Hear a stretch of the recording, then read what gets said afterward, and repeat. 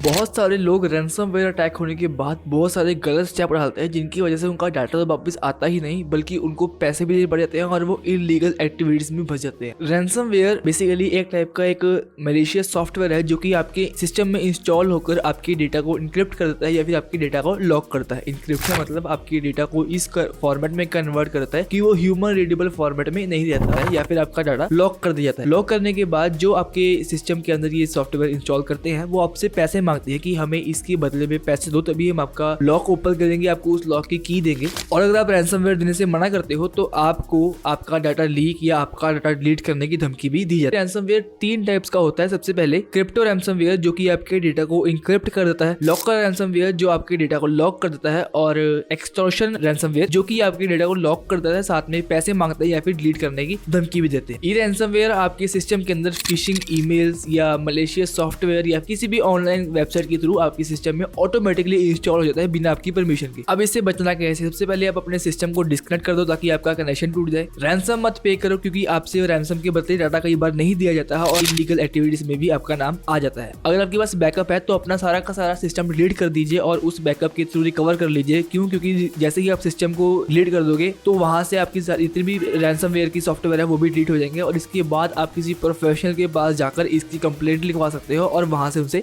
Help ले सकते हो।